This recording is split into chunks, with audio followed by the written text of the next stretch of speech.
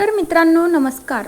सावळ्याची जणू सावली या मालिकेच्या आजच्या म्हणजेच 2 जूनच्या एपिसोडमध्ये आपण बघणार आहोत. आजचा असा खूप छान एपिसोड जाणार आहे आणि शेवटपर्यंत नक्की बघा, स्किप न करता. आता त्यानंतर इकडे मात्र मोनिकाला माहीत झालेलं असतं की ओवीने परत गाण्याचे क्लास लावले. घरामध्ये परमिशन नसताना देखील या मुलीमध्ये किती डेअरिंगीनं परत एकदा गाण्याचे क्लासेस लावले. आता तिला मोनिकाला वाटत असतं की अमृतानेच परत तसं काही केलं आहे, पण अमृताला देखील माहिती नसतं की आता हे सगळं काही सारंगने केलेलं आहे. अमृताला तर याच्यातलं काहीच कळत नाही. त्यानंतर मोनिका घरी जाते. मोनिका ओवीकडे जात असते. म्हणू लागते, काय गं ओवी, आणि तू कुठे जाते हल्ली? आता तू क्लास वगैरे लावलाय का? तर ओवी सांगू लागते, हो काकू, मी ना ड्रॉइंगचे क्लासेस लावले आहेत आणि मला ना माझा बाबा घेऊन पण जातोय. तर आता तितक्या वेळामध्ये मोनिकाला वाटत असतं की ड्रॉइंगचे क्लास तर वेगळेच, पण ही अमृता हिला गाण्याच्या क्लाससाठी नक्कीच घेऊन जात असेल. तर दुसरीकडे अमृताला सारंगने सांगून ठेवलेलं असतं, मी आता उद्या येणार आहे सातारवरून, तोपर्यंत माझ्या लेकीची आणि या घराची काळजी घ्या अमृता वहिनी. अमृताने त्याला तसं सांगितलेलं असतं म्हणून तिला ओवीची काळजी वाटू लागते. आता त्यानंतर मोनिका ओवीवर खूप ओरडते. म्हणू लागते, काय गं, घरातल्या सगळ्या माणसांना चुना लावून कुठे जातेस तू? घरात परमिशन नसताना देखील तू क्लास लावले आहेत. अमृता म्हणू लागते, अगं मोनिका, तू काय बोलते? तुला कळतं का काही? ओवीने तेव्हा सांगितल्यापासून आम्ही क्लास बंद केले आहे. आता कसले क्लास लावले तू ओवीने? अमृताला याच्यातलं काहीच माहिती नसतं, कारण की हे सगळे क्लासेस सारंगने लावलेले असतात. त्यानंतर मोनिका म्हणू लागते, ओवी मला सांग, आता परत तू त्या क्लासला जाशील का? त्यानंतर ओवी खूप घाबरते, रडू लागते. तर आता तितक्या वेळामध्ये ओवी म्हणू लागते की नाही काकू, मी उद्यापासून क्लासला नाही जाणार, मी घरीच थांबते. ओवी खूप रडत असते, ती खूप घाबरून गेलेली असते. तर मोनिका म्हणू लागते, ते तर मला अजिबात सांगायचं नाही, पण मात्र तुला शिक्षा होणार म्हणजे होणारच. आता तिलोत्तमा देखील घरी नसते, नाहीतर मोनिकाचा पराक्रम तिनं बघितला असता. तिलोत्तमा जगन्नाथकडे बोलण्यासाठी गेलेली असते. त्यानंतर तिलोत्तमा जगन्नाथ सोबत बोलत असते. तर जगन्नाथ म्हणू लागतो, अगं आतापर्यंत तुला ज्या व्यक्तीची सावली पण हवी नव्हती ना, आज ती बघ स्वतः गुरुकुलची मालकीन आहे म्हणून, आणि तुला तीच जागा हवी आहे का? आणि तू काय म्हणते तिलोत्तमा, मी तुझ्या राजकुमारला धमकी दिली का? अगं धमकी मी नाही त्याला दिली, त्यांनी मला धमकी दिली आहे.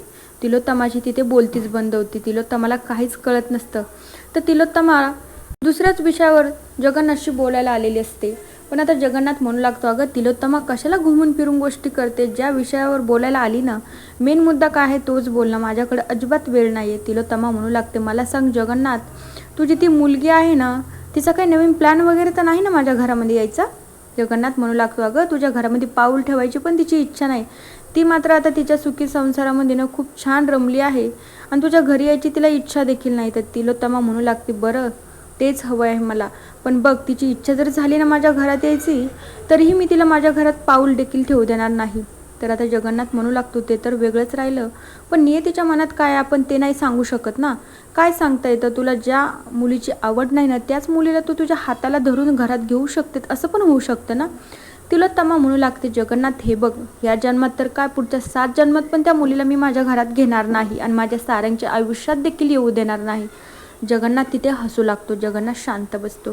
दुसरीकडे मोनिका ओवीला म्हणू लागते, बघ आता मी तुला काय शिक्षा देते ना, लक्षात ठेव. मोनिका सांगू लागते, हे बघ ओवी, मी ना आता तुला या रूममध्ये बंद करून ठेवणार आहे. ओवी खूप घाबरून जाते. तर मोनिका तसंच करते, ओवीला त्या रूममध्ये बंद करून ठेवते. आता ओवीला सोडवण्यासाठी अमृताची तर काय हिंमत होत नाही. तिलोत्तमा तर घरी नसते आणि सारंग तर सातारला गेलेला असतो. दुसरीकडे अबीर जगन्नाथकडे हट्ट करतो, सावलीकडे हट्ट करतो, आई मला जायचं आहे ना गं गड किल्ले बघायला, मला ना तो सिंहगड खूप दिवसाची इच्छा आहे माझी, मला तो बघायचा आहे. आणि आई तुला सांगू का, मला ना तिथली पिठलं भाकर पण खायची आहे. तर आता सावली सापसाप म्हणू लागते, अबीर कुठेही जायचं नाही बरं का, माझं ऐकायचं नाही का तुला? त्यानंतर अबीर परत हट्ट करू लागतो. रुसून बसतो सावली नाही म्हणल्यामुळे. पण जगन्नाथ म्हणू लागतो, अगं सावली असं का करतेस तू? छोटा आहे तो, त्याचे हट्ट आपण नाही पुरवायचे तर मग कोण पुरवणार? जाऊ दे ना त्याला गड किल्ले बघायला, त्याची इच्छा आहे तर. तर आता सावली म्हणू लागते, अहो बाबा, तुम्हाला कसं कळत नाही, मी माझ्या पोटच्या लेकराला अशा परक्या माणसासोबत कशी पाठवणार, तुम्ही सांगा बरं का. अबीर रुसून तिथंच बसलेला असतो. त्यानंतर जगन्नाथ म्हणू लागतो, अगं परका कुठे? आणि जगन्नाथ पुढं काय बोलणार असतो. तितक्या वेळात सावली जगन्नाथजीकडे बघत असते.